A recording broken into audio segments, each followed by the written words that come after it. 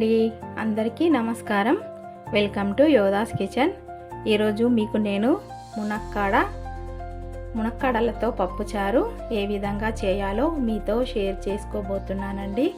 ముందుగా మనం కుక్కర్లోకి ఈ కప్పుతో పప్పును తీసుకుందాము. ఈ పప్పును బాగా కడిగి పెట్టుకోవాలి. పప్పును కడుక్కున్నాం కదండి, ఇందులోకి మనము పప్పును ఏ కప్పుతో అయితే కొలత తీసుకున్నామో అదే కప్పుతో 2 కప్పుల వాటరు వేయాలి.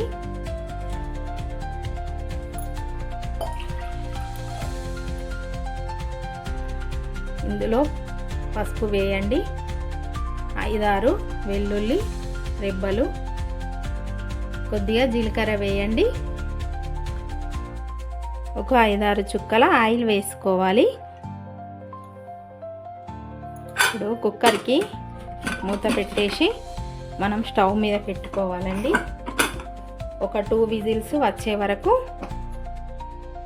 స్టవ్ మీద పెట్టుకోవాలి. 2 విజిల్స్ వచ్చే వరకు మనము వెయిట్ చేద్దామండి. మునక్కాడ పప్పుచారులోకి కావలసినవి మునక్కాడలండి. ఇవి చాలా లేతగా ఉన్నాయి. వీటితోనైతేనే పప్పుచారు చాలా రుచిగా వస్తుంది.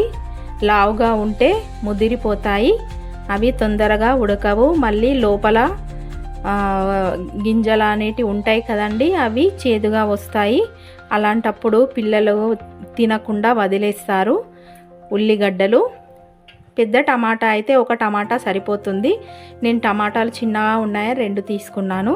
పచ్చిమిర్చి, చారులోకి చింతపండు నానబెట్టుకోవాలండి.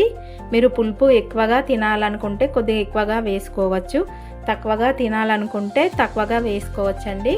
ఇంకా దీంట్లోకి కరివేపాకు, కొత్తిమీర అవన్నీ వేసుకోవాలి. నేను పప్పుచారు ప్రిపేర్ చేసేటప్పుడు మీకు అన్నీ చూపిస్తూ వేస్తానండి.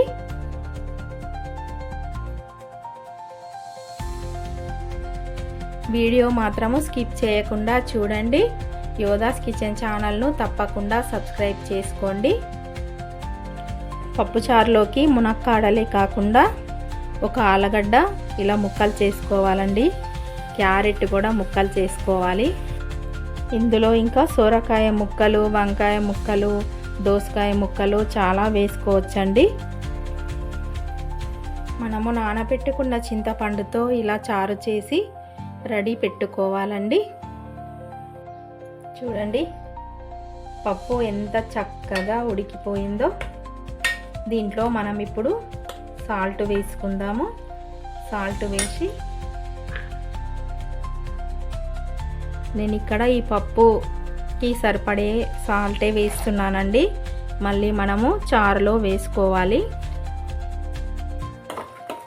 ఇలా పప్పును రుద్దుకోవాలి. రుద్దుకొని ఇంట్లో పిల్లలు ఉంటారు కదండి, వాళ్ళకి చప్పడపప్పు అవసరం అనుకుంటే తీసుకోవచ్చు. నేనైతే తీస్తున్నానండి. చప్పడపప్పు, పప్పుచారు, చప్పడపప్పు కాంబినేషన్ మాత్రం సూపర్గా ఉంటుంది. మీరు ట్రై చేయండి. ఇందులోకి కొత్తిమీర కూడా వేస్తున్నాను. చూడండి నేను కప్పెడు చప్పడపప్పు తీసుకున్నాను. ఇందులో ఇప్పుడు మనం కారం వేసుకొని కలుపుకోవాలి. మనము చారులో పచ్చిమిర్చి వేస్తాం కాబట్టి దీంట్లో ఒక 1.5 స్పూను కారం సరిపోతుంది. మనము రెడీ చేసుకున్న చారును కొద్దిగా ఇందులో వేసి కలపాలండి. ఎందుకంటే పప్పు అనేది గట్టిగా ఉంది కదా, ఇలా వేసి కలిపితే చుట్టుపక్కల ఉన్న పప్పు కూడా దీంట్లోకి వచ్చేస్తుంది. అప్పుడు మనం ఈజీగా చారు మరిగేటప్పుడు ఈ పప్పు ఈజీగా వేసేయచ్చు దాంట్లో. ఇప్పుడు మనం స్టవ్ మీద కడాయి పెట్టుకొని చారు ప్రిపేర్ చేసుకుందామండి. స్టవ్ మీద కడాయి పెట్టుకొని ఆయిల్ వేసుకోవాలి.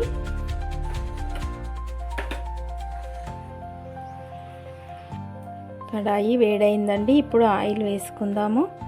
ఆయిల్ వేసుకొని మీకు చూపించినవన్నీ మనము దీంట్లో వేసి వేయించుకోవాలి. ఆయిల్ వేడైందండి. ముందుగా ఆవాలు, జీలకర్ర, కొన్ని మెంతులు వేసుకోవాలండి. పప్పు చారులో ఆరోగ్యానికి చాలా మంచిది. ఉల్లిగడ్డలు, పచ్చిమిర్చి, కరివేపాకు వేసుకొని బాగా కలపాలి.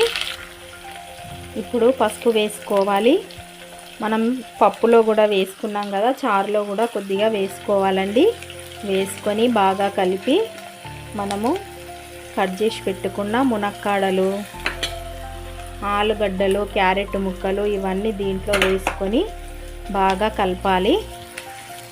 ముక్కలు బాగా వేగాయండి, కలర్ కూడా చేంజ్ అయ్యాయి. ఇప్పుడు మనము టమాటా ముక్కలు వేసుకుందాం. ఇందులో సాల్ట్ వేసుకోవాలి. నేను 2 స్పూన్స్ సాల్ట్ వేస్తున్నానండి. మనం ఆల్రెడీ పప్పులో కూడా వేసాము. ఈ సాల్ట్ చారుకు సరిపడా వేయాలి. ఈ ముక్కలకు కూడా సాల్ట్ పట్టుకొని మరింత రుచిగా వస్తాయి. ఇప్పుడు ఇందులోకి మనము చింతపులుసును వేసుకోవాలి. చారులో కూడా మనము కొద్దిగా కొత్తిమీర వేసుకోవాలి. చూడండి, చారు మరుగుతోంది. ఇప్పుడు మనము దీంట్లోకి కందిపప్పును యాడ్ చేసుకుందామండి.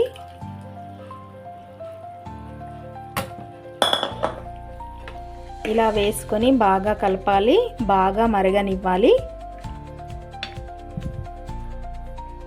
చూడండి ఎంత బాగా కుదిరిందో. ఇలా అన్నీ కరెక్ట్గా చేస్తే పర్ఫెక్ట్గా వస్తుందండి. దీనికి సైడ్కి మనకు వేరే కర్రీ లేకపోయినా సరే ఈ ముక్కలతో మనము అన్నం తినేయచ్చు. ఇది మరిగేంత వరకు చూద్దాము. ఇందులో సాల్ట్ తక్కువగా ఉంటే వేసుకోవచ్చండి. నేను వేసిన సాల్ట్ అయితే దీనికి కరెక్ట్గా సరిపోయింది. మీరు కూడా తక్కువగా ఉంటే వేసుకోవచ్చు, లేకపోతే సరిపోతుందండి. పప్పుచారు మరగడం స్టార్ట్ అయిందండి. ఒక 5 నిమిషాలు ఇలాగే మరిగించుకొని స్టవ్ ఆఫ్ చేసుకోవాలి.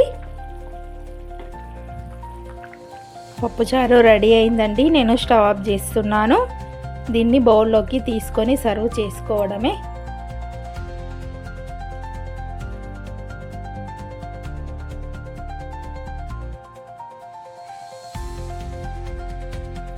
చప్పడపప్పు పప్పుచారు అండి. చూడండి, ఇలా ట్రై చేయండి. మీరు ఎలా వచ్చిందో నాతో షేర్ చేసుకోవడం మర్చిపోకండి. ఈ వీడియో కనుక మీకు నచ్చినట్టయితే లైక్ చేయండి, షేర్ చేయండి. యోధాస్ కిచెన్ ఛానల్ను తప్పకుండా సబ్స్క్రైబ్ చేసుకోండి. Thank you for watching. Thank you all. ఇంకా మరిన్ని రెసిపీస్ కోసము మన ఛానల్ని తప్పకుండా ఫాలో అవ్వండి.